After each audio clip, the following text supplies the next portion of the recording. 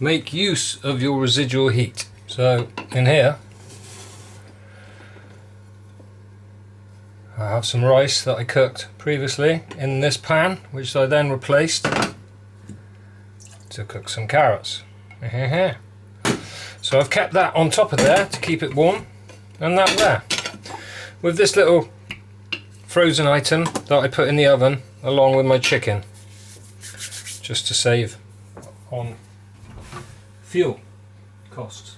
So what I do is I'll take that off there. So now I've been cleaning my pan a little bit like this, how I do it. Now if your pan is already warm and you've been using it, what I do is I put some water in there, back onto the hot hob, which I've turned off. Usually at that point, once I've finished cooking, turn the hob off. Always turn the hob off about a minute before your beans are warm or whatever's cooking. You don't need that extra minute where there's the residual heat in your hob. So that will go in the sink.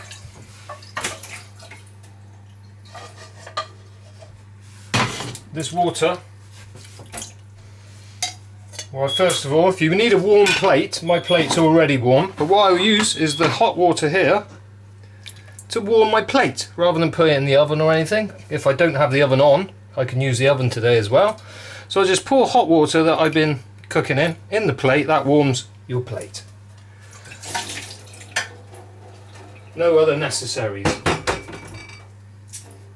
So there's my carrots. That'll just go on there for the time being.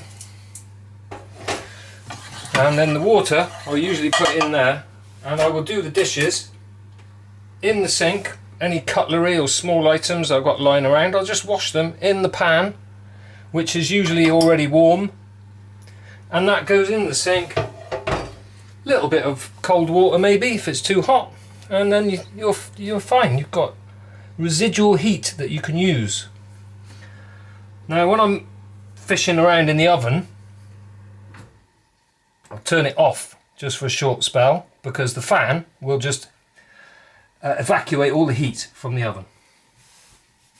So you turn the oven off, whip out your whatevers, and then you can turn it back on if necessary. Now I don't need to, because my chicken is nice and cooked, isn't it? Bit of cumin, coriander, black pepper.